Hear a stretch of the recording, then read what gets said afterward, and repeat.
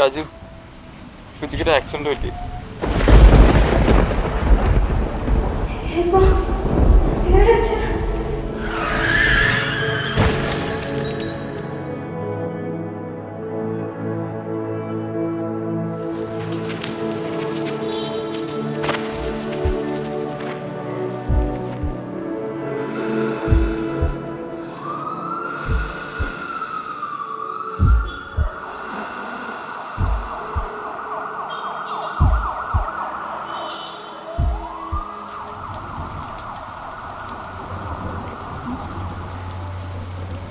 അവൻ പോയി.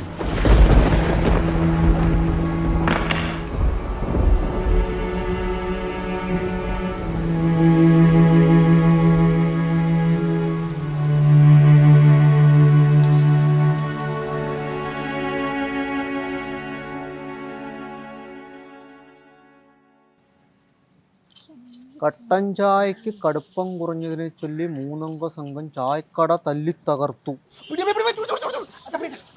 കട്ടൻ ചായക്ക് 100 ആയിസാണല്ലോ. നീ ഇതുവരെ കുളിച്ചില്ലേ? മണി 8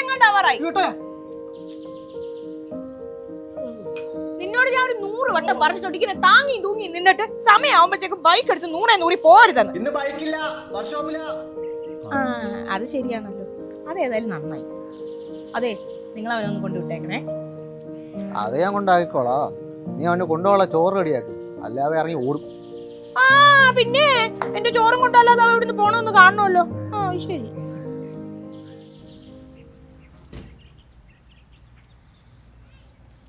ഷാജിങ്ങളെ എന്താ മോനെ, സുഖാണോ? സുഖമായിട്ടിരിക്കുന്നു. എന്താ ഇവിടെ? ഞാൻ ആ കൃഷി ഓഫീസ് വരെ വന്നായിരുന്നു. അപ്പൊ നിന്നെ കൂടെ കണ്ടിട്ട് പോകാന്ന് വിചാരിച്ചു. ഇതാണോ നിന്റെ പുതിയ ഓഫീസ്? ഇതാ ഓഫീസ്. കൊള്ളാം. അനുചേച്ചിയും പിള്ളേരൊക്കെ അവര് സുഖമായിട്ടിരിക്കുന്നു. പിന്നെ എന്തു പറ്റി? നമ്മുടെ ആ സ്ഥലമില്ലേ, അത് ഭയങ്കരമായിട്ട് കാട് പിടിച്ച് കിടക്കുകയാണ്. അല്ല, ഞാൻ വിചാരിക്കായിരുന്നു ഈ വർഷത്തെ കൃഷി അവിടെ ഇറക്കിയാലോ എന്ന്. നിനക്കറിയാലോ, എൻ്റെ അവിടെ ഇനി റബ്ബറല്ലാതെ ഒന്നും ഇറക്കാൻ പറ്റത്തില്ല. ഞാൻ മുമ്പേ പറഞ്ഞതല്ലേ അങ്കിളെ, ആ സ്ഥലത്ത് എന്താണെന്ന് വെച്ചാൽ ചെയ്തോളാം. ഞാൻ എന്തായാലും അങ്ങോട്ടൊന്നും വരാൻ പോകുന്നില്ല. അങ്കിളിനെങ്കിലും ഉപയോഗം ഉണ്ടാവട്ടെ. നിൻ്റെ അപ്പനും ഞാനും കൂടെ ഒരേ സമയത്ത് വാങ്ങിയ വസ്തുവാണത്. അതിങ്ങനെ വെറുതെ കാട് പിടിച്ച് കിടക്കുന്ന കാണുമ്പോൾ ഒരു ഓട്ടെ. പിന്നെ നിന്നോട് എനിക്കൊരു കാര്യം പറയാനുണ്ട്. നീ കല്യാണത്തിന് കാര്യം ഇങ്ങനെ ഇട്ട് ഉഴപ്പരുത്. അതാ എനിക്ക് പ്രായമായി വരികയാണ്. നിർബന്ധിക്കാൻ ആളില്ലെന്ന് വിചാരിക്കരുത്. ഞങ്ങളൊക്കെ ഉണ്ട് ഇതിൻ്റെ കൂടെ. പിന്നെ വല്ലപ്പോഴൊക്കെ അങ്ങോട്ടൊന്ന് ഇറങ്ങാം. ഇതെല്ലാ പ്രാവശ്യം പറയുന്ന പോലെ ആവോ? ഓട്ടെ, കാണാം.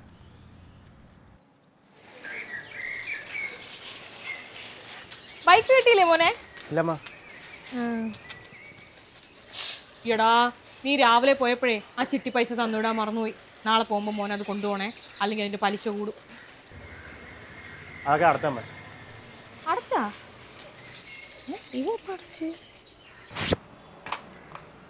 അടുത്തുള്ള 1-2 കുട്ടികൾ നമ്മുടെ കയ്യിൽ ഇപ്പോഴും ഉണ്ട്. പക്ഷെ പ്രധാന പ്രശ്നം ചെറുക്കൻ്റെ വീട്ടുകാർ, അച്ഛൻ, അമ്മ, ഇതൊക്കെ അവർക്കൊരു പ്രശ്നമായിരിക്കും. പറഞ്ഞു മനസ്സിലാക്കാൻ ശ്രമിക്കും. അതാണല്ലോ എൻ്റെ ഒരു. താൻ കൂടുതൽ ശ്രമിക്കണ്ട, അത് മനസ്സിലാക്കാൻ കഴിവുള്ളവർ മതി.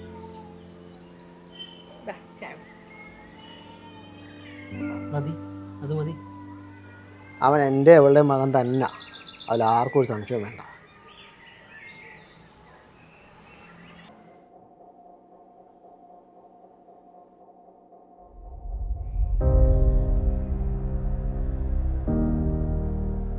അല്ല, നീ ഇപ്പോഴും ആ ചെക്കൻ്റെ അച്ഛൻ്റെ അമ്മയുടെ കൂടെയാണോ താമസിക്കുന്നത്?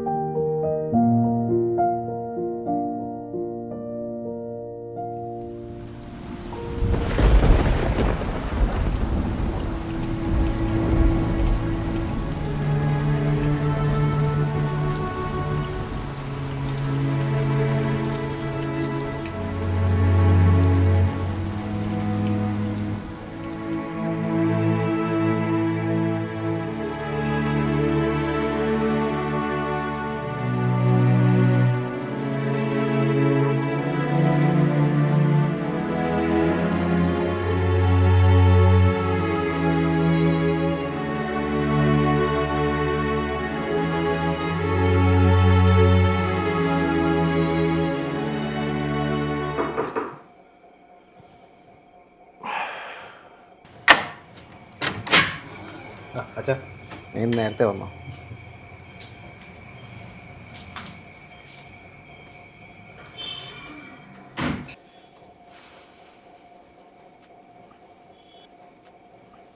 ഇരിക്കടാ.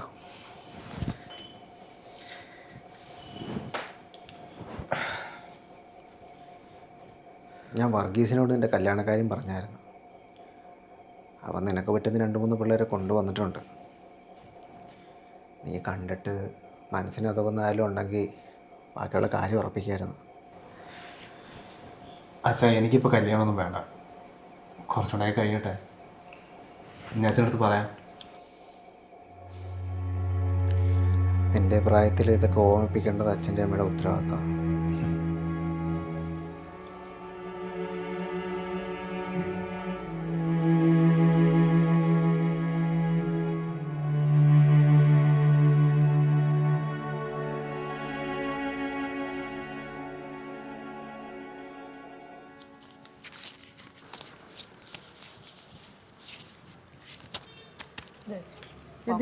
വെച്ചോ വെച്ചോ അമ്മ വേണ്ടമ്മ. എടാ വെച്ചോ. ഇതാരാനിമോളോ? കറക്റ്റ് സമയം തന്നെ വന്നേ. നേരത്തെ പോയായിരുന്നു. എന്നാ പിന്നെ നീ ഇറങ്ങിപ്പോടാ. അച്ഛനില്ലമ്മേ? അച്ഛൻ പുറത്ത് പോയിക്കാൻ മോളെ, ഇപ്പൊ വരും. മോളെ ഇവിടെ ഇരിക്കാൻ ചായ എടുത്തിട്ട് വരേ. പിന്നെ എങ്ങനെ പോന്നു പുതിയ ജോലിയൊക്കെ? കുഴപ്പമില്ല, സുഖം, സ്വസ്ഥം. അവിടെ എന്തൊക്കെയുണ്ട് വിശേഷം? വിശേഷം കല്യാണം ഉറപ്പിച്ചു, അത് വിളിക്കാൻ വന്നേ. ശരിക്കും? അതെന്തായാലും നന്നായി.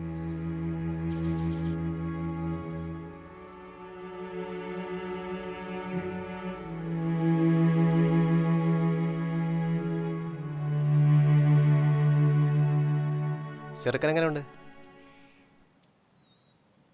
അച്ഛൻ്റെ ഫ്രണ്ടിൻ്റെ മോനാ. അച്ഛനൊരു പേടി, അച്ഛനൊറ്റയ്ക്കായ പോലെ ഞാനും ആവുന്നു. അച്ഛൻ നിർബന്ധിച്ചിട്ടൊന്നുമില്ല, പക്ഷെ എനിക്ക് തോന്നി എത്ര നാളായി ഇങ്ങനെ. അതുകൊണ്ട് ഞാനൊക്കെ പറഞ്ഞു.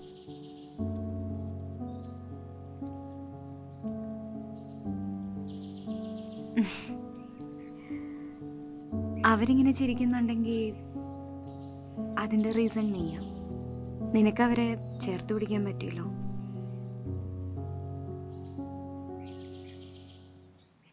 പത്താമത്തെ വയസ്സിലാണ് എൻ്റെ അച്ഛനമ്മയും പോയത്.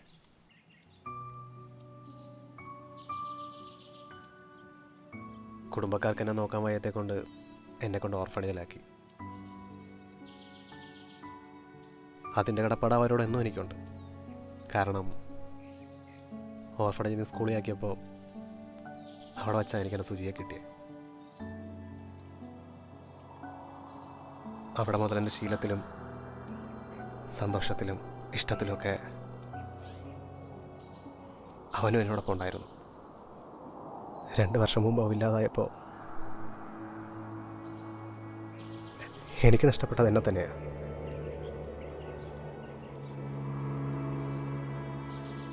ഒരു പരിധിവരെ അവർക്ക് മകനാകാൻ എനിക്ക് പറ്റുമായിരിക്കും,